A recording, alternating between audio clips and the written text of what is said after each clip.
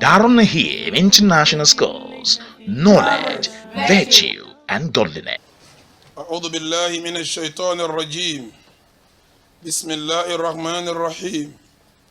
الحمد لله والصلاة والسلام على رسول الله وعلى آله وصحابه ومن والاه، وأشهد أن لا إله إلا الله وحده لا شريك له، وأشهد أن محمدا عبد الله ورسوله. اللهم صل وسلم وبارك عليه وعلى آله وصحابه وعلى سائر من تبع سنته وسلك مسلكه إلى يوم الدين. أما بعد، إخوة الإيمان، السلام عليكم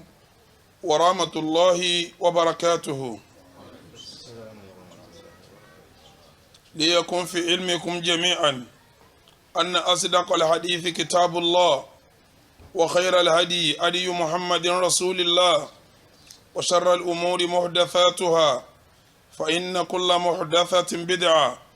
وكل بدعة ضلالة، وكل ضلالة في النار، فالعياذ بالله من النار. أبو جماعة أدوك فلون أترى إكيولون واتيكيولون قالوا لي بسواجوا وغاوا النبي ومحمد ìkẹ́ àti ìgẹ́ Ọlọ́run tí a tọrọ fún Ànábì kó bá ara ilé kó bá wọn sàhábà rẹ̀, kó bá gbogbo àwọn tó bá tẹ̀lé wọn pẹ̀lú dáadáa. kọ́lọ́n jẹ́ ọkà wa náà, kọ́lọ́n ó ṣà wa náà lẹ́ni ire, iṣẹ́ rẹ̀, ìwà rẹ̀, ọ̀rọ̀ rẹ̀, ìrìn rẹ̀, ìṣesí rẹ̀ téèyàn fi jẹ́ ni ire, Ọlọ́run kó fi rọ̀ wá lọ́rùn. ìkẹ́ ìgẹ́ náà gbogbo àwọn tí ó wà lẹ́yìn tiwa, Ọlọ́run jẹ́ ọkà wọn lópin ìgbà tí àwọn náà bá wà lórí dáadáa àti déédéé, kó máa lọ bẹ́ẹ̀ títí lọ́jọ́ ẹ̀san. gbogbo ẹ̀yin ọmọ ìyá mi tẹ́ ń gbọ́ mi nítòsí, tẹ́ ń gbọ́ mi jìnnà, ẹ lọ́ọ́ má má dájú èyí tí sòdodo ọ̀rọ̀ tírà Ọlọ́run ni, ìmọ̀nà tí ò ní dàrú láíláí, òun ni sunna nabi wa Muhammad sallallahu ta'ala alayhi wa sallam. lẹ́yìn méjèèjì ni ihun kí ohun tí a bá pè lẹ́sìn tí ó bá lẹ́rìí inú tírà Ọlọ́run àbí kò lẹ́rìí inú sunna nabi wa Muhammad sallallahu alayhi wa sallam, ìtí sẹ̀ríà Islam pẹ̀lú ẹ̀ òun ni bídà. gbogbo bídà wá ní ànú ni, gbogbo ànú wá ní kò síbi kan tí ó rìsọ́ọ̀tì sí tó juná Ọlọ́run ọba àlékè ọlá lọ, abẹ́lọ́run pẹ̀lú orúkọ rẹ̀ tí fi dára jùlọ àti àwọn ìròyìn tí fi ga jùlọ. Ọlọ́run bá wa pa náà dẹ́bọ rẹ́, kí Ọlọ́run bá wa pa ẹbọ náà rẹ́, kọ́lọ́run wá bá rẹ bídíà ṣètánì ńlẹ̀, kó bá gbé súnà ànábì wa Muhammad ga. ibi tí abákéwu wa dé ní tafsiri wa tí a ń bá bọ̀ nínú Ramadan wa lọ́dún yìí, òun ni ọ̀rọ̀ owú tó gbóná èyí tí ọkùnrin máa jẹ lọ́dọ̀ ìyàwó rẹ̀ àti èyí tí ìyàwó máa jẹ lọ́dọ̀ ọkọ rẹ̀. mọ́jọ owó líìdì rẹ̀ débi pé gbogbo ntọ́kọ rẹ̀ ń bá ń sọ tí ń bá mú làákà ìwà kọ́ máa dá làákà yẹnu. obìnrin mi ò ní respect fún ntọ́kọ bá sọ rárá. bọ́kọ bá báyàwó sọ̀rọ̀, ẹ̀tọ́ ọkọ ni kó sọ̀rọ̀ fún ìyàwó, ẹ̀tọ́ ìyàwó ni kó dámọ̀ràn pẹ̀lú ọkọ. ọ̀ràn yẹn wá ni kí àṣẹ ọkọ ó múlẹ̀ lérí ìyàwó. bọ́kọ bá dámọ̀ràn pẹ̀lú ìyàwó, ìyàwó náà dámọ̀ràn pẹ̀lú ọkọ. tí wọ́n bá wá sọ lọ, tí wọ́n bá sọ bọ̀, àṣẹ ọkọ ló yẹ kó padà kú. ìyún náà là ń pè ní tọ́hátù al-zawj, kéèyàn tẹ̀lé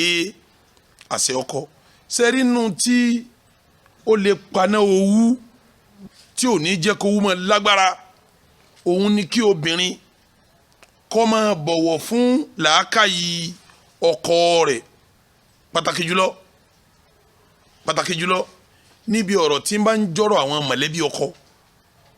àbọ̀rọ̀ àwọn àbúrò ọkọ, àwọn ìyá ọkọ, àwọn àǹtí ọkọ, àwọn bàbá ọkọ, àwọn ìyá ọkọ. lápèjúwe owú mo ti sọ kọjá, obìnrin bá ya kọ jowú, yí bá bàbá ọkọ rẹ̀ jowú, àbúrò tọkọ bá nífẹ̀ẹ́ sí jù ìyàwó bá jowú, ẹ̀gbẹ́ tọkọ bá fẹ́ràn jù ìyàwó bá jowú. bí wọn bá ti dọ́rọ̀ lẹ́yìn sí pé brọ́dà mi tiẹ̀ pè mí, wọ́n ní ilé ọ̀dọ̀ àwọn ibì kan jò ń bẹ̀, àti àwọn òwe ká bá wáyé kan ká bá wọn fi dí, kájọ pé káfíńtà lọ́kọ́lọ́ díbẹ̀ yẹn kí wọ́n tún ṣe fún wọn. ìyàwó ni sẹ́yìn náà ti pé ẹ̀ tí ì san school fees Saadu, Saheed àti Sọ́hádù lẹ́sàn tiẹ̀, kò sí ní tó bí ẹ̀ tí ì san school fees owú pé sí owó ọkọ mi lélẹ́yìí tó fẹ́ ṣe kínní lọ́fẹ́ gbà ń bẹ̀. bọ́kọ bá ti ń sọ̀rọ̀ mọ̀lẹ́bí rẹ̀ nípa á ṣènáwó fún wọn, nípa á tọ́jú wọn, kóbìnrin máa fi owó rẹ̀ pamọ́ lásìkò òun kó máa gbà pé ntọ́kọ̀ mi bá fẹ́ ṣe pẹ̀lú ẹbí ọlẹ́tọ̀ àti ṣe kó yé bá wọn jowú sẹ́rí tóbìnrin bá ń lé fipamọ́ nígbà wọn tí ò jowú nígbà wọn ọkọ máa rí i pé bó ti fẹ́ràn mi náà lọ fẹ́ràn mọ̀lẹ́bí mi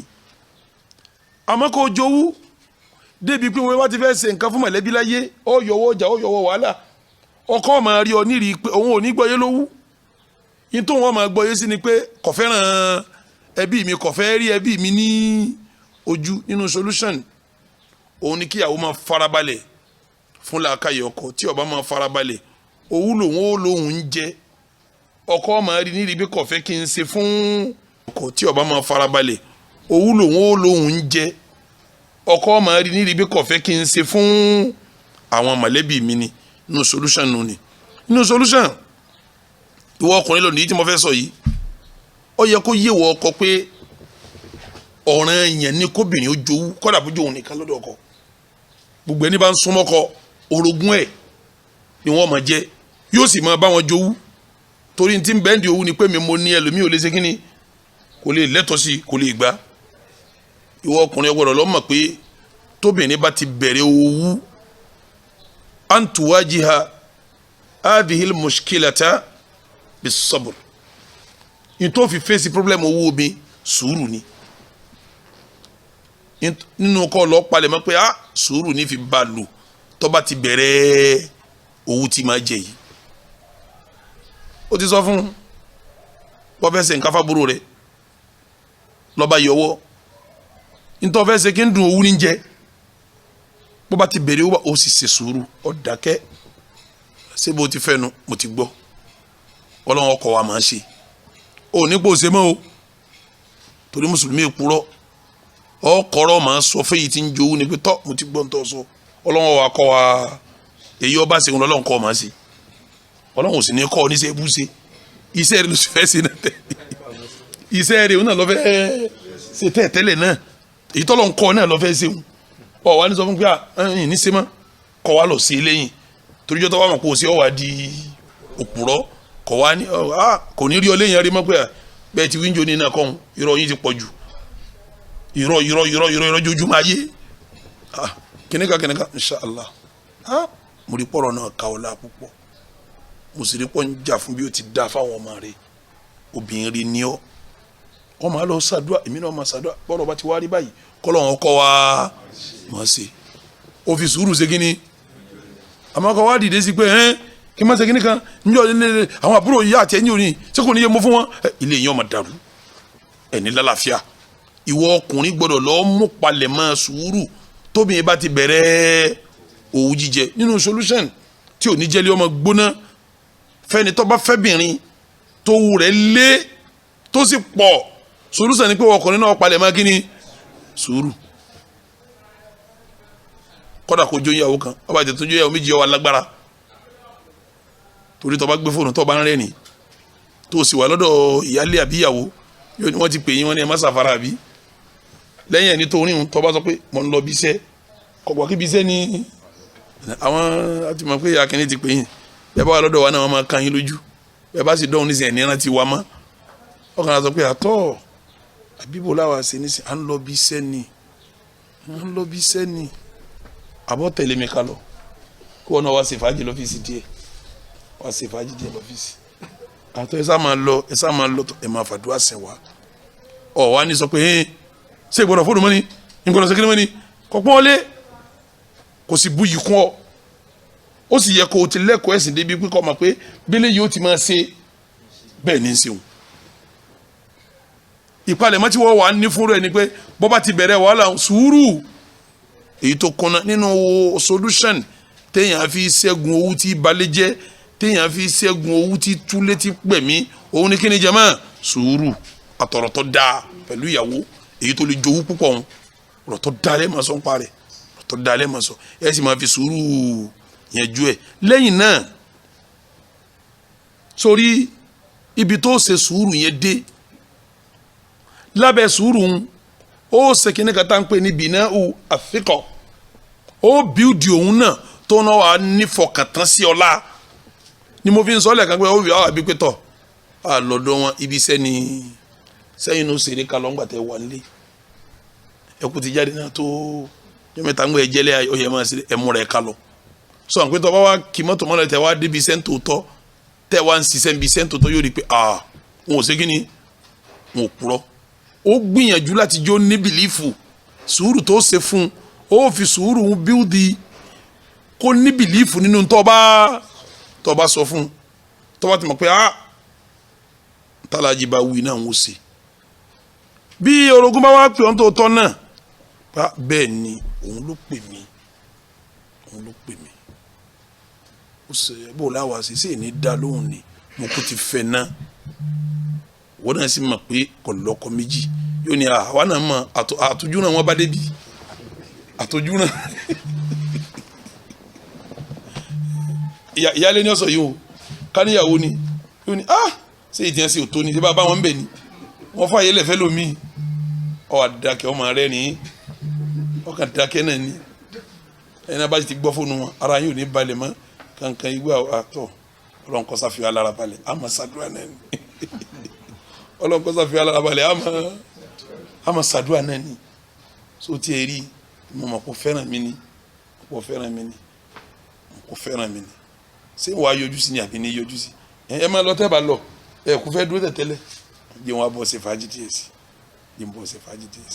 so orí tí n bá wa dá lóhùn ọmọ rẹ̀ ti ń kéwòn tọ́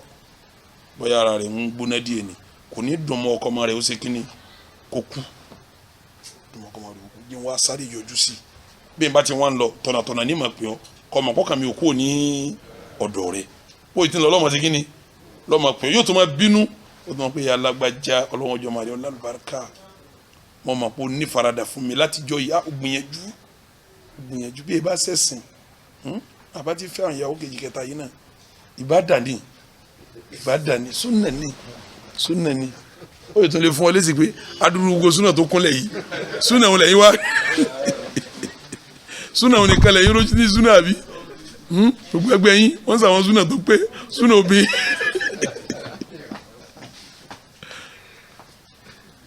èyí ó ṣe sùúrù tí yóò fi jẹ́ ó ní ìfọ̀kànbalẹ̀ pé tí òun bá sọ náà lòun ṣe kíni lòun ṣe ó di mélòó tí mo kà nísìn ó di méjì èyí tí tó fi kún ṣe wá rí nínú tí máa bí kí owú kọ́ lágbára lára obìnrin tó lè líìdì lọ síbi kí ìjàngbọ̀n máa wáyé njojúmọ́ àbí nbí kóbìnrin òun bínú kókó lọ àbínú kó ọ̀nà bínú kó ṣe kíni kó lé dànù ní kọ́kọ́ ọmọ ṣe dédé fílmù àṣàràtì wal mu'amala níbi àmà yọ̀mọ́ rẹ ní àtàṣe nǹkan fún rẹ ní ìyálé àti ìyàwó ìwọ lọ fẹ́ àwọn méjèèjì ìjọ táwọn mẹ́ta bá wá pàdé ọ̀kan lọ́ọ́ máa kọjú sí tọ́sà máa bá sọ gbogbo ọ̀rọ̀ ìkejì ọ̀wá rí rẹ̀ bí ẹni pé àbájòjì lòun nù léyìí ni ó ṣe déédéé èyí tó rí rẹ̀ lájòjì ń tó bá dìde kó mẹ́wọ̀n inú ìbànújẹ́ ni ó wà tó bá máa bá wọn táwọn méjì bá jọ tó bá ti rẹ́ni sí eléyìí díẹ̀ ó tún rẹ́ni sí eléyìí díẹ̀ tọ́ra àwọn méjèèjì ọmọ sọ ọ lọ́wọ́ lẹ́sẹ̀ ni kò sí bóbi náà ti le tó gbogbo ntọ́ bá tó yóò gbé kalẹ̀ owó lókùn tí wọ́n máa ṣe kíni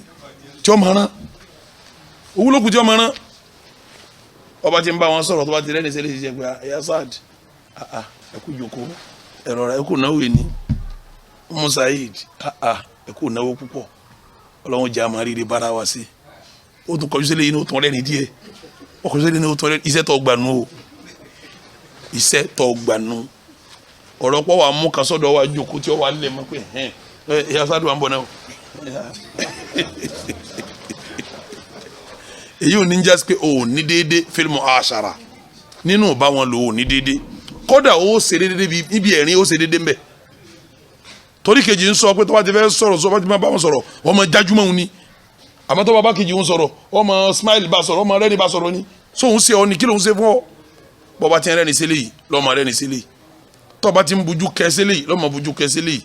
ọ̀wọ́n ọ̀rọ̀ tó sọ fẹ́lẹ̀ yìí déédé ẹ̀ náà lọ́ sọ fún eléyìí bó ti máa ṣe láàrin wọn nù torí pé tó bá máa ṣe bẹ́ẹ̀ yóò padà bíbànújẹ́ sẹ́mi ọ̀kan èyí tó bá yẹ sẹ́mi yóò bẹ̀rẹ̀ sẹ́ owú tó bá yà wọ́ wà ní òun ní da ilé irú kò ní máa jà jojúmọ́ ò ní rántí pé ńgbà tó ń rẹ́rìn òpin ẹ̀ ní déédé ìgbà tó ń wò wìrìwìrì òpin wíwò déédé ìgbà tó ń sí àwàdà òpin àwàdà déédé bọ́ ọba ti lè kó wọn papọ̀ sójú kan náà ó pin ẹ̀ ní déédé ó pin àwàdà déédé ó pin ẹ̀fẹ̀ déédé ó pin gbogbo ntọ́ bá ṣe ó pin déédé ni kódà ìtújú kálá ni wọn ó pin ní déédé èyí tó bá ṣe ọkẹ tó jáde wáta ẹsẹ̀ rẹ̀ ó wà nulẹ̀ tó ṣe kínní tó ti ṣẹ̀ ò ní bá débi táwọn orogún rẹ̀ yòókù bá wà nínú solution tí ò ní jẹ́ kó máa gbóná òun ni ká máa pin ẹ̀ ní déédé ká máa pin àwàdà déédé láàrin wọn ìtújú ká máa pin déédé láàrin wọn ọ̀rọ̀ tá a bá ṣe náà ká pin déédé náà láàrin wọn ó di mẹ́ta ìtí ọmọ jẹ́lẹ̀ kẹrin ṣe rí nínú tí máa tó lè paná owú tí ò ní jówó ọmọ lágbára láàrin inú ilé fẹ́ni tó níyàwó kan fẹ́ni tó níyàwó méjì àbí mẹ́ta onímọ̀ẹ́lẹ́yọ̀kọ̀ sí mbẹ́ fẹ́ni tó níyàwó méjì àbí mẹ́ta àbí mẹ́rin tí ó bá ṣe alminhatu wal hiba tí ó bá bùn wọn ní nǹkan tí ó tọrẹ yóò pín déédéé ní àárín wọn ni kódà yóò kó kalẹ̀ ní pẹ́tọ̀ bọ́ọ̀ bá ti ra bàtà irú kan náà tó wòrè oníjú tí kọ́lọ̀ rẹ̀ ó ti ṣe kíni para wọn o nílò àǹkárá 5,000 fẹ́nìkan kọ́wọ́ ọdún 2,500 fẹ́nìkan yóò kílẹ̀ àti gbogbo wọn pé ntọ́kọ wá ṣe kíni tọ́ra fún wa ni bàtà tọkọ wá rà fún wa ni gèlè tọkọ wá rà fún wa ni jàlibáàbù tọkọ wá rà fún wa ni góòlì tọkọ wá rà fún wa ni tọ́ ọ bá máa ṣe déédéé èyí tó ń fún ní nǹkan tó kéré yóò jowú ibi tó yan wà lídìí sí ọlọ́run ọba nìkan ló ṣe kí ni òní ọmọ ìwọ ọlọ́mọ àfọwọ́ ara rẹ dá inú ilé rẹ rú èèyàn máa pín nǹkan déédéé láàrin àwọn obìnrin ni sẹ́wà odi mélòó tí mo kà báwọn odi mẹ́rin déédéé nínú àwàdà déédéé nínú ẹ̀fẹ̀ déédéé nínú tújúká déédéé nínú ẹ̀bùn àtọ̀rẹ̀ǹta déédéé ni ó jẹ́ mẹ́rin ìjọ wa jẹ́lẹ̀ karùn-ún tí ó jẹ́ solution fún owó tó lágbára Yorùbá ti sọ̀rọ̀ wọ́n ti pòwe àbòsí sì ń bẹ́ ń bí owó ìhun tá a bá fura Yorùbá ní ìyàwó tá a bá fẹ́ràn jù òun lọ́mọ ẹ̀wù ni ọmọ tó bá wù ọ́ nínú àwọn ọmọ àwọn èèyàn ò ní pẹ́ àwọn aráàlú ò ní pẹ́ mọ́ torí tọ́ba ara yẹn ṣe kọ́ bá ọmú nǹkan òun ló pè tọ́ba nìkan bá ọmú nǹkan wọlé òun ló pè tọ́ba ṣeré jẹ́ kí n fọmọjá ní kí n ṣeré jáde òun ló mú lọ sórí bó ti ń ṣe ọ̀ndàlérú ni o láàrin àwọn ọmọ ó pín ìfẹ́ láàrin wọn láàrin àwọn ọmọ tọ́ba fún wọn lẹ́bùn ó pín ẹ̀bùn láàrin àwọn ọmọ gbogbo ń tọ́ba ṣe pátápátá láàrin àwọn ọmọ ìyá rẹ láàrin àwọn ọmọ tó bí ó ṣe kí ni ó ṣe ní déédéé tí ìyáálé ò ní mọ owó pé ha tí wọn bá wá hẹ́ẹ̀tì mi ni wọn á ṣe wá fọmọ ìyá mi ní nǹkan báyìí tí wọn wá fọmọ tèmi ní eléyìí ntọ́ bá fọmọ ìyálé lọ́ fọmọ ìyàwó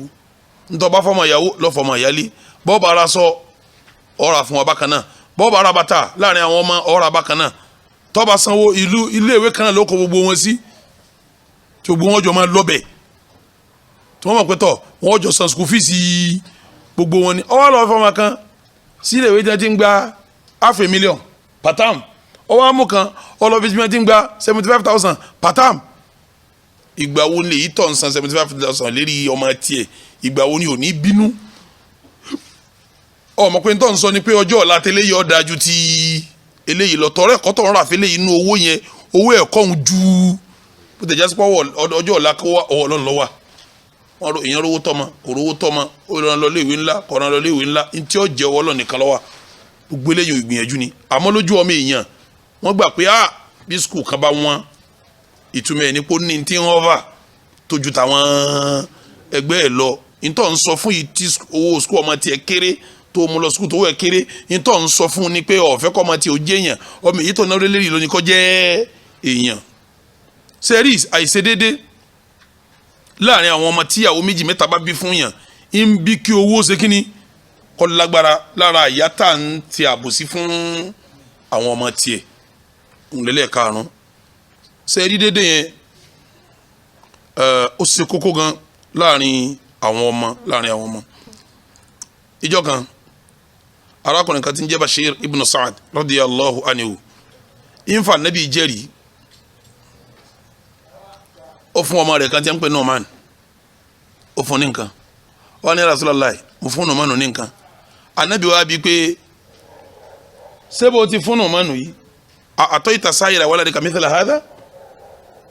bó ti fẹ́lẹ̀ yìí ní nǹkan yìí ṣé gbogbo ọmọ tó bí náà ló fún bẹ́ẹ̀ qala la onírara òun kà fún Nu'manu nìkan ló ń kà fún kílà anábì yìí fún anábì ní fattaqullaha wa'dilu bayna awladikum ẹ̀yin sábì mi máa bẹ̀rù Ọlọ́run lára àwọn ọmọ tẹ́ bá bí ẹ máa ṣe kíni ẹ máa ṣe déédéé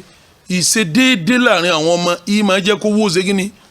kó wọ́ wálẹ̀ owó gbóná wálẹ̀ kò ní jówú tí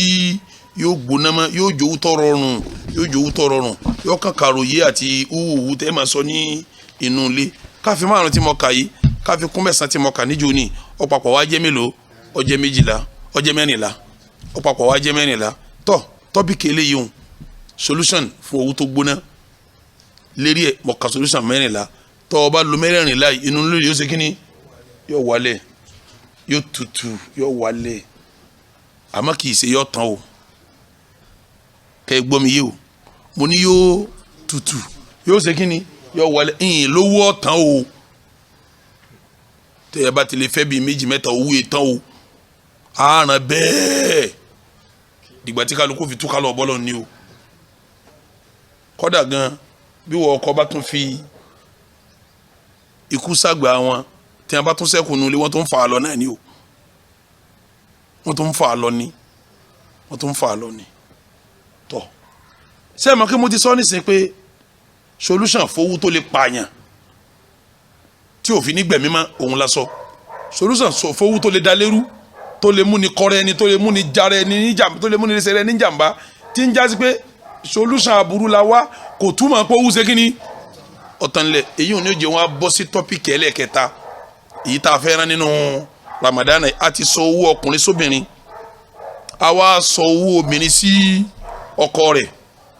a wá sọ owó tó gbóná tọkọ máa jẹ lérí ìyàwó tí ìyàwó máa jẹ lérí ọkọ a sì sọ kí ni solution rẹ̀ owó 4 mo sì fẹ́ rán mo wá fẹ́ rán owó obìnrin láàárín ara wọn tọ́ ọ bá ṣe gbogbo ohun tí mo pè ní solution yìí tán má retí pé owó tán o owó ṣe kí ni yóò wá jẹ́ owó àlàáfíà èèyàn wá kẹ́kọ̀ọ́ ẹ̀sìn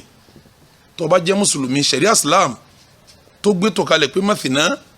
wa thulatha wa ruba fa in khiftum alla ta'dilu fawahida aw ma malakat aymanukum dhalika adna alla ta'ulu tó ní ẹ fẹ́ méjì tàbí mẹ́ta tàbí mẹ́rin tó bá mọ̀ pé pàrẹ òní ká déédéé fẹ́ yọ kan tí pàrẹ ọba tí àwa lágbára rárá tí pàrẹ ọ̀kan kankan lọ́ọ́ fẹ́ rúṣobìn èyí wọn ó jọ gbádùn ayé rẹ yóò sì jọ ṣe dáadáa yóò jọ gbádùn ayé kò ní jọ kọjá àlà ṣe mọ̀ pé ṣẹlẹ̀ tó fara mọ́ 2 tó fara mọ́ 3 tó fara mọ́ 4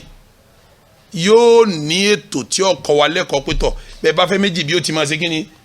bí ó sì máa rí ni o tẹ́ bá fẹ́ 3 bí ó ti máa ṣe kíni bí ó ti máa rí ni o tọ́ bá fẹ́ 4 bí ó ti máa ṣe kíni bí ó ti máa rí ni. ètò yẹn ibo láti rí laqad kana lakum fi rasulillahi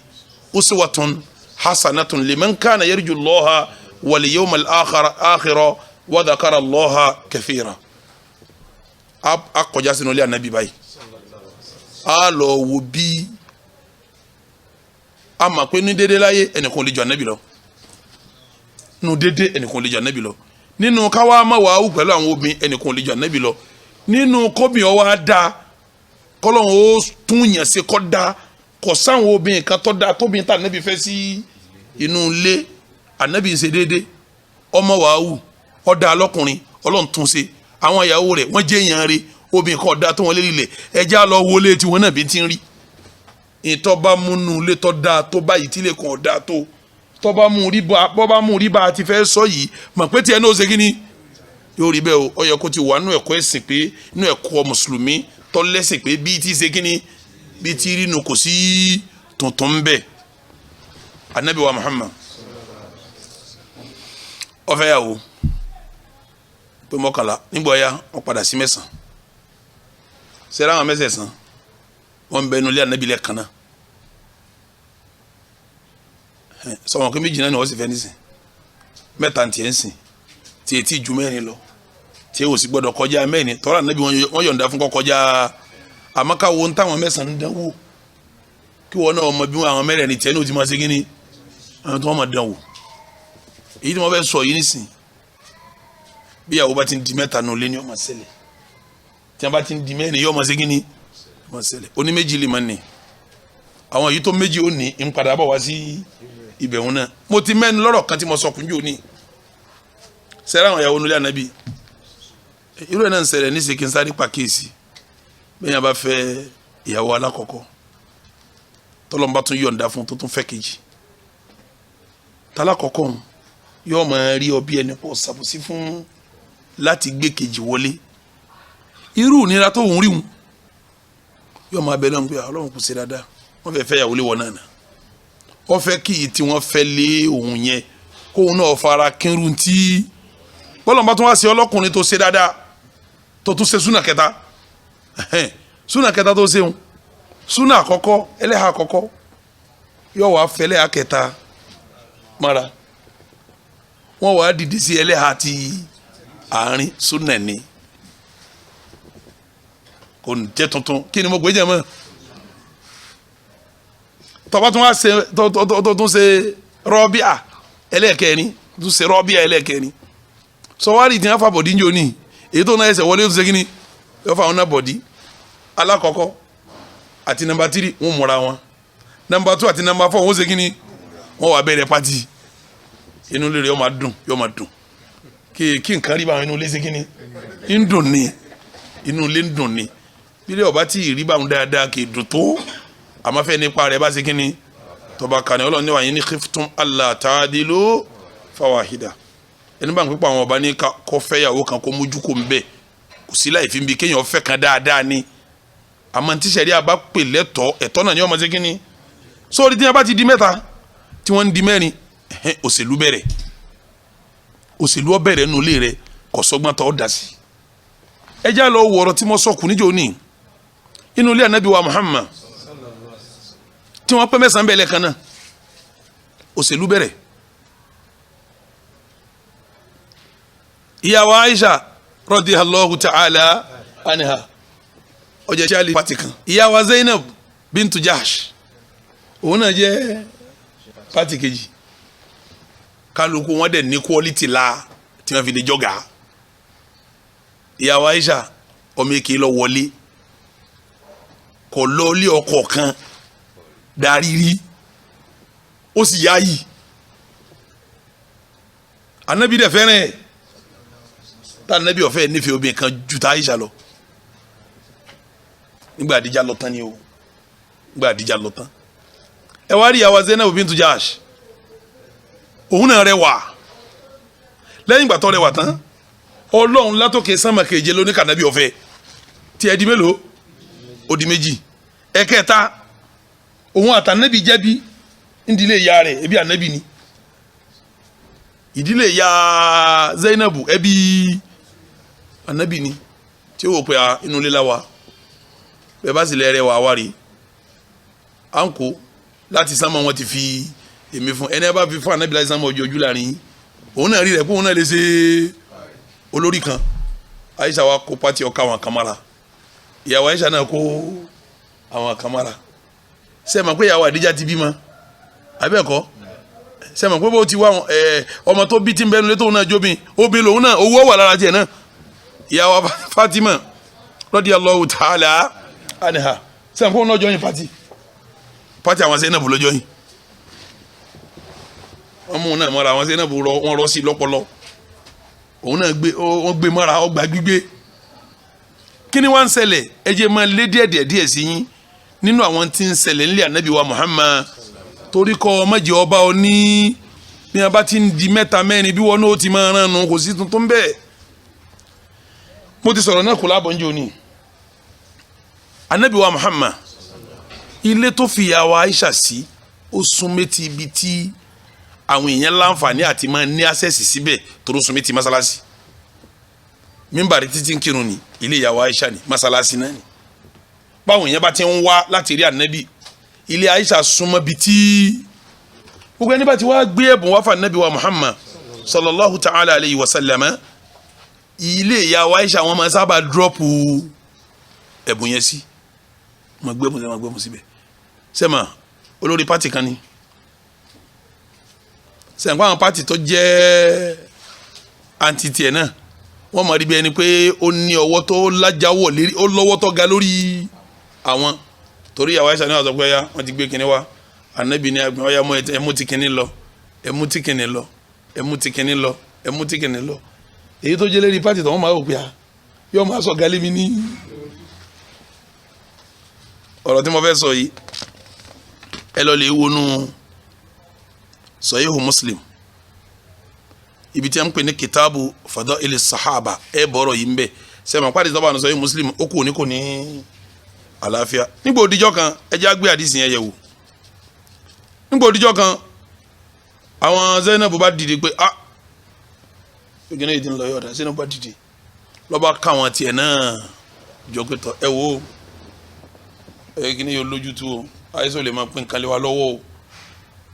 ìyàwó gbogbo wa lọ́dọ̀ de ọkọ o kí láwa ṣe sí báyìí ẹja wa wọn bá ṣe mítìnì sẹ́mi ọ̀pẹ́ ìjàmbá ti múra wọn bá ti di pátì kí ni wọ́n máa ṣe mítìnì náà ni o àwọn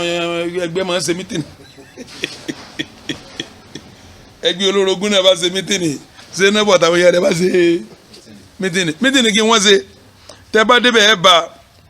ìyàwó Aisha lọ́gbà wa radiyallahu ta'ala anha ó ní arsala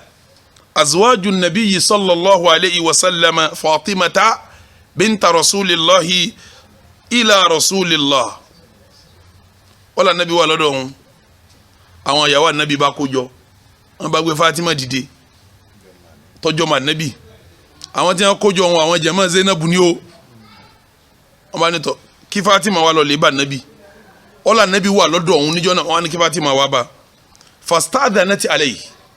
Fatima tọrọ ìyọ̀ǹda wa huwa mudtaji'un ma'i fi marti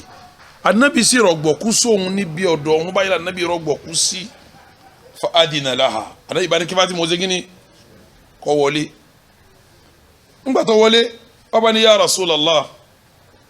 Fatima nílẹ̀ òjíṣẹ́ Ọlọ́run inna azwajaka arsalatni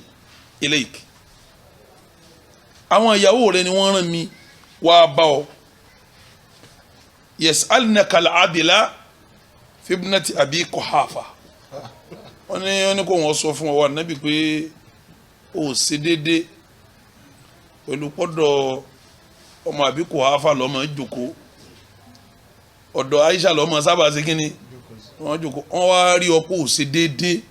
ẹ dákun kíyàn máa sọ fún ànábì pé ó ṣe déédé tá ń tó sọ lẹ́yìn àwọn ìyàwó rẹ̀ ní ó jí ó yí ọ pé kò sí ní tó lè ṣe tó ọba ti fẹ́ yàwó méjì wọn ò ní gbà kó ń ṣe déédé o ànábì ò lè hù títí kọ́ mọ́ ṣe déédé ànábì ó ṣègbìyànjú kó ṣe déédé síbẹ̀ bẹ́ẹ̀ lọ́dọ̀ àwọn àyálé lọ́dọ̀ àwọn tó kù kò ṣe kí ni kò sí ní tó lè ṣe ò lè tẹ́ wọn lọ́rùn kó fọ́ mọ́ dààmú ara rẹ ìwọ ni ó gbìyànjú kó ṣe déédé típa rẹ bá ṣe kí ni níjọ́ tọ́ ọba ti wà lọ́dọ̀ ẹlòmíì èyí tó kó lọ́dọ̀ rẹ ó sọ pé ó ṣe kí ni ó ṣe déédé ní ọmọ jẹ́ ó ṣe déédé ní ọmọ jẹ́ anabi wa ana sakita ìyàwó Aisha lóhun ṣe kíni òun dákẹ́ òun wò anabi wa sọ fún un pé ayi bunayya ìwọ ọmọ mi alastu tuhibbina ma uhib wọ Fatima yẹn bí ọ lọ́rọ̀ kan ṣé n tí n bá ń fẹ́ sọ́fẹ̀ ṣé n tí n tẹ́ wá wù mí ṣé yóò wù Fatima ní bala bó ti rí náà nù kò sí ntọ́ fẹ́ tẹ́mi ní òní segin ni anabi ni fahabi hadi sórí mo ti fẹ́ràn Aisha yìí ìwọ náà bá ń segin ni bá ń fẹ́ràn rẹ̀ anabi fẹ́ já kó n pati tọ̀hún kọjá sí wẹ́ẹ́ di kampu nù àbí kílẹ̀ ń pè Fatima bá dìde ńgbà tó gbọ́rọ̀ yẹn ńgbà tó dìde lọ́dọ̀ anabi lọ́ba lọ́ọ́ bá wọn tí wọ́n rán ní iṣẹ́ lọ́ba sọ́ńtà anabi wí fún wọn ńgbà tó sọ fún wọn tán wọ́n bá sọ fún pé àwọn rò kó táwọn ní oṣù àwọn rò kó tó sí ni àwọn ọmọ kó wúlò mẹ́ padà lọ kó tún lọ tún sọ kó lọ tún sọ fún pé inna aswajaka yansudnaka la'alla fi ibnati Abi Quhafa àwọn ìyàwó rẹ̀ ń sọ pé wọ́n bínú pé ó ṣe déédéé pẹ̀lú Aisha bó ti ń ṣe wọn ọ̀dá tó Fatima ni wallahi la ukallimuhu fi abadan bàbá mi ni n tó ti sọ̀hún mi ò lè ṣe kíni ọmọ dáadáa nù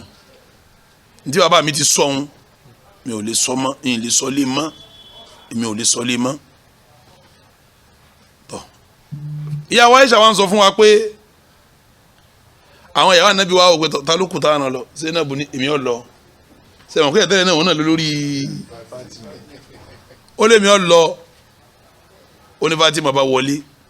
ìyàwó Aisha wa ń sọ pé wáhìyà lẹ́tí kánátì tùsàmínì minhunna fil manzila ó ní Zainab tẹ́lẹ̀ náà òun náà ní ń bá mi fi gbága nínú kùtà wà lọ́dọ̀ ànábì ó ní Zainab tẹ́lẹ̀ náà sẹ́yìn pé Aisha ló ń sọ àdìsí yìí fún wa ó ní Zainab tẹ́lẹ̀ náà òun náà ní máa bá mi fi gbága nínú kùtà wà nulẹ̀ ànábì òun ní máa ṣe báyìí sí mi tí ó rí rẹ̀ kó ń fẹ́ èmi àtòun lẹ́gbẹ́ nulẹ̀ Zainab tẹ́lẹ̀ ẹ máa wẹ ní Ọlọ́run o ẹ máa gbọ́ ọ̀rọ̀ tí Aisha máa sọ tòun ti ń jà òun náà òun àti Zainab tí wọ́n jọ ń jà ọ wá ní wàlám ara mura'atan qattun khayran fi dini min Zainab ó ní mi ò wá róbìnrin kankan tẹ̀sìn rẹ̀ dáa nínú àwọn obìnrin tí ń bẹ lérílẹ̀ tó wá dáa ju Zainab yẹn lọ bó ti mọ̀ pé orogún òun ni tó kọ̀ bá ní ó lóun òróbìnrin kan tó dáa lẹ́sìn tó wá lẹ́sìn tó ju ti Zainab lọ wa atiqa lillah ó sì bẹ̀rù Ọlọ́run ju gbogbo àwọn lọ wa asdaqu haditha Zainab yìí sì purọ́ òdodo ní máa sọ wa awsala lirrahim Zainab sì máa da okùn bí papọ̀ kí ni ìyàwó Aisha ń ṣe onísìn nígbà tí ń gbàdísìn yẹn wá tòun ti bí wọ́n ti jọjọ́ rogún náà tí wọ́n jọ ń fa orogún ọ̀rọ̀ burúkú jáde lẹ́nu ẹ̀ sí orogún rẹ̀ tiẹ̀ kọ́ ó hùn rọ lọ́dà borogún rẹ̀ lọ́rùn pé ẹ mọ̀ wọ́n ni a bá sọ mẹ́wàá fún yín ọ̀kan ni ó ṣe gbà ń bẹ ọ̀kan kìtì ẹ̀ tún ni ọ̀kan kan sọ̀rọ̀ ó gbà torí rọ́nà ọ̀dà bí wọ́n ti ń ròyìn orogún tiẹ̀ nù ìtumọ̀ ẹ̀ ní pọ̀ ju àwọn ìyá àkọ́kọ́ àwọn ń jowú nísìn wọn ò sọ̀rọ̀ ara wọn ní àyídá wọn sọ̀rọ̀ àwọn àyídá ó ní wà á sọ mu sadaqatan Zainab ló sì lè ṣe sàrà jù láàrin àwọn wa ashaddu ibtidhalan li nafsiha fil amali alladhi tusaddiqu biha wa tuqarrabu bihi ila Allah ó ní tá a bá ní nísìnyí pé ọ̀ya ẹ máa ṣiṣẹ́ Ọlọ́run Zainab ní máa fara ṣiṣẹ́ ju tó bá di ṣe Ọlọ́run bá a ṣiṣẹ́ Ọlọ́run ò Zainab ní ó ṣiṣẹ́ iṣẹ́ tó lè súnmọ́ Ọlọ́run Zainab ló lè ṣe jù ó ní máa ada sawratan min hidda problem tọkàn ní ẹ wo bó ti ròyìn ẹ̀ tó wọ́n á ní problem kan oṣù tọkàn ní ẹnu ẹ̀ ṣe bẹ́rẹ̀bẹ́rẹ̀ ẹnu ẹ̀ ṣe kíni ó mú bẹ́rẹ̀bẹ́rẹ̀ ó sì lè bínú kanat fi àtọ́sílẹ̀ omi ní alifẹ́ à ṣùgbọ́n o tọba ṣe tó ti bínú tán nísìn ìbínú wọn lọlé kan náà bíbínú àti ilé tó kèé tún ṣe kíni kì í pẹ́ tí fi ṣe kíni tí fẹ́ lọ. ṣé ẹ mọ̀ pé bí táà ti ń bọ́rọ̀ bọ̀ ni pé anabi jókòó nílé Aisha àwọn òbí yòókù wá fẹ́ dọ́gbọ́n wọ kúrò ní ibẹ̀ torí pé bọ́n máa ṣe kíni yìí máa dé síbẹ̀ gan wọ́n wá rán Fatima lọ anabi ni wò sẹ́mi bàbá rẹ̀ wọ ni tó ṣé ní tí n bá fẹ́ lọ fẹ́ràn ilé yìí wọ́n ní Fatima padà lọ́lọ́wọ́ ọlọ́mọ Zainab wá fẹ́ ṣe kíni ìyàwó Aisha lọ́wọ́ àgbàdìsí wa yín wá ń sọ bí Zainab ti wá ọkọ̀kọ̀ wá ròyìn dáadáa Zainab ọwọ́ ní ṣùgbọ́n lè bínú ẹnu ẹ̀ sì mú ṣùgbọ́n tó bá ti bínú yìí pẹ́ tí ó fi ṣe kíni ó ní qalat Aisha bá ní fasta'dhanat ala sallam lónà bá kalẹ̀ pé salamu aleykum o ó máa kó anabi wọn lẹ́sẹ̀ wà lọ kalẹ̀ kún wọn lérí wọ́n ti náà Fatima lọkọ̀ sọ sídìí òun náà bá lọ fún rẹ̀ pé kíni àwa jálù wọn wọ́n túká wọ́n kàn ń bínú ni káàtó gómìn méjì mẹ́ta jọ sínú ilé ọlọ́gàn lẹ́tí má gànà àwọn gángan kan lè kú yìí ẹ̀yà gbọ́dọ̀ lágbọ́ yẹ́sì dáadáa wọ́n làgún fi rasulillahi uswatun hasana hadha baytu rasul owó inú ilé ànábì là ń sọ yìí ọba kan lẹ́kùn pé salamu aleykum o ẹgbẹ̀lẹ́ ń bẹ̀rù ànábì sì dá lóhùn. Aisha ni iri kọ̀ndíṣẹ́ ta nẹ́bí rọ̀gbọ̀kú síbi aṣọ ohun tó rọ̀gbọ̀kú lẹ́wọ̀ eri bẹ́ẹ̀ náà nẹ́bí wà tí Zainab segini tó fi wọlé dé anabi fa adina laha anabi ní kó segini kọ́ wọlé fakọ́lát ọ̀wọ́lẹ́ bá ní ya Rasulallah kò jẹ́ ẹgbẹ́ náà ojú Aisha